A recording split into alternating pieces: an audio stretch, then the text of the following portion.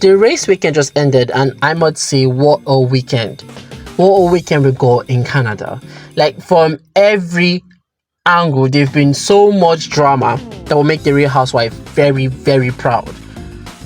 And at the same time, will actually make me cry in my bed. Now you may be wondering, why on earth will make you cry? Like, what will make you cry? So now remember in my first video when I said I was supposed to know that? Yeah, I guess everything I touch or decide to support just die or forget how to play the sports. And fellow rookie Kimi Antonelli survived a scare as he ran wide at turn 6. Yeah, just lock the rear there. Okay, we'll look into it. Free practice was hot already, and so was the track, which saw everyone struggling. For example, Antonelli in turn 6, he got a mini heart attack, his car went wide. Yeah, just lock the rear there. Okay, we'll look into it. His teammate Russell got a dose of oversteer in turn 10. The track was slippery, but it wasn't even wet. At this point, I feel like the track was just trying to take some souls before the race even started. Albon manages to anger the rookie as he drives by. What Albon is doing this session is, out of 2 is, crazy. But mind you, Albon was on a mission from the motorsports gods to actually anger the rookie so that he can get second fastest lap in free practice 1. You already know who has the fastest lap, I don't really need to dwell on that. But as for the Ferraris, I won't be too hard on them since it's just free practice 1, but so someone explained to me how Leclerc actually got this turn wrong. Sorry, I'm in the wall. Yeah, my bad, I should have gone straight. I thought I'll just make it, but I clipped the wall. Yeah, I need some help with that last corner, mate. Trying to trigger out. Yeah. The rear keeps sticking out. We are on it. The GOAT, the legend himself, Lando.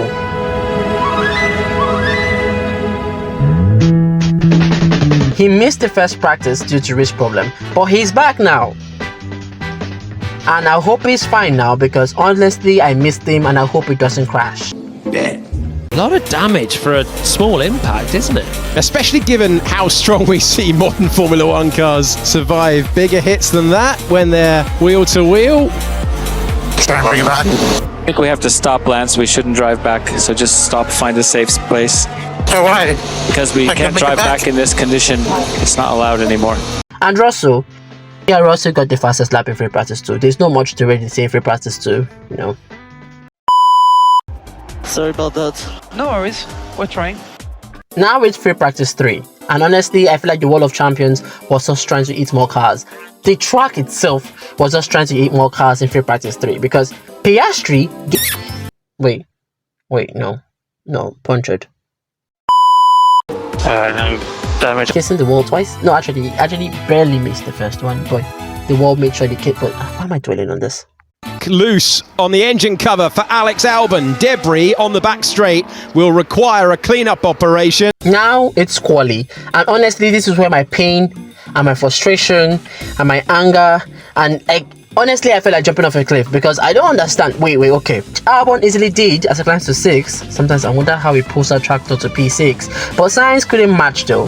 He actually finished P16, which if you squint your eyes and remove the 1, it almost does the same thing, you know, P16, P6, you know, just 1, remove the 1. Oh, never mind, Bortoletto took his position, so he finished in P17.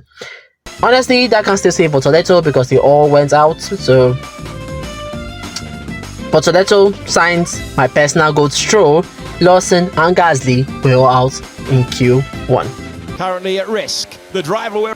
Shuffles along. Now Q2, and this is where my sanity actually dropped.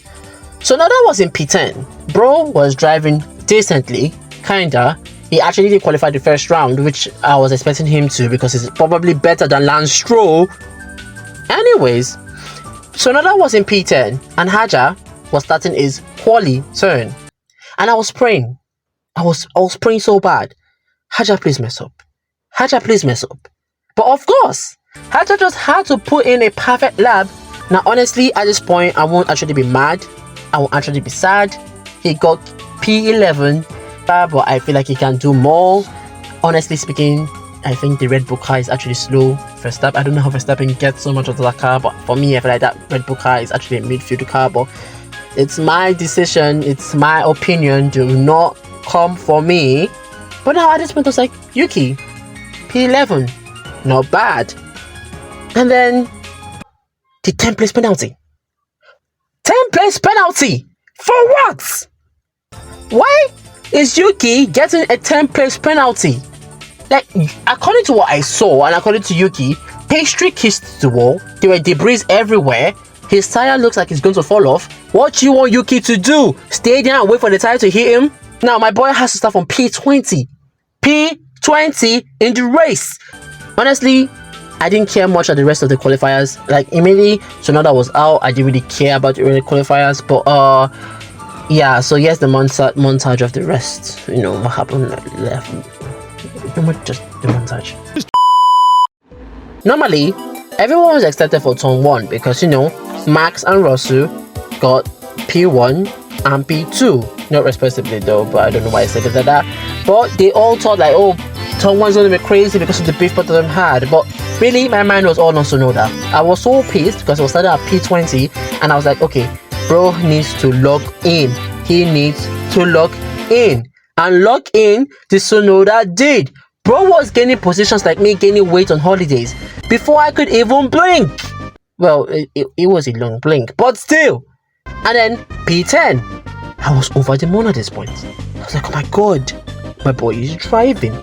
He's gaining positions. Leclerc too. Leclerc is actually a good driver. I really love him. I love Ferrari. I hope they did well, and I hope they actually do well in this race. But you know, Ferrari has ways of, you know, making us feel pain. But anyways, I was actually like, there was a lot of drama happening in front of the grid, which I also occasionally actually paid attention to, like Russell and Verstappen battling out there, and surprisingly Kimi Tsunoda gets Thanos snapped out of his Red Bull seat, because I feel like that is inevitable, and I feel like that might actually really happen, and Tsunoda might actually just give up his Red Bull seats for Haja. I'm just scared to support Kimi, because I feel like maybe if I support Kimi and that's when his performance actually dips, I feel like I'm a curse to every team I support. Like, honestly. Back to what I was saying though. Honestly, back to Yuki. Heck, he hasn't even smelled the pits. And I was like, maybe because of the hards, right? You know, like Ocon hasn't pitted yet, Sainz hasn't pitted yet. So I was like, maybe it's just the hards. You know, the hards, they last longer. But then the people who are using hards also pitted. I was like, Tsunoda, Red Bull, why hasn't he pitted? I was so worried the fact that he hasn't pitted yet. Like, dude, go to the pits. And then when he finally went to the pits, I think it was like 9 or 4 laps left, and he was already in P10, but he went to the pits and came out at P16. Like, I wanted to die. I wanted to actually scream my heart out, because why the fuck? No, God. Anyways, Tsunoda was in P16, and he had like 9 to 4 laps left to climb through, and I was like believing. I felt like my boy could do it. My boy could pull through. Safety car. There was a safety car. Now you may be wondering, safety car? For who? No one crashed. Why safety car? Well, let me take you to the top of the grid. Again, for the second time this video. I'm so proud and honored to be able to see this, because this was beautiful. To be fair though, Lando took responsibility, and I actually really expect that from Lando. So I can't really be too hard on him. Verstappen got second again. Starting to feel like Arsenal right now. And surprisingly, the real winner here is Antonelli. He is now the 3rd youngest driver to get a podium in the F1 history. So I'm actually proud of Antonelli. Oh well, that's kind of a recap for you. And I'm worried actually for Yuki, because I'm hearing rumors everywhere that he might be replaced by Haja, who is more consistent than Yuki. I feel like Yuki is a great driver, and for me, I feel like in the right car and in the right settings, Yuki will actually really perform. But honestly, that's why I'm very worried and scared for him, and that's why when I see him underperform, or wherever I see him in the midfield, I always like want him to do better. And honestly, I don't want him to now leave the F1 and then I have to start connecting to a new driver altogether again, because I really connected to Yuki, and you know how hard it is to find a new driver to connect to. I actually made a video about that last week. So Hopefully he finds a new job, I guess. But hey, I still have Kimi though, so in case Yuki decides to just vanish, I have Kimi. But hey, Audi 2 is coming next year, so Audi, you know his name, you've seen Yuki performance, you can sign him up.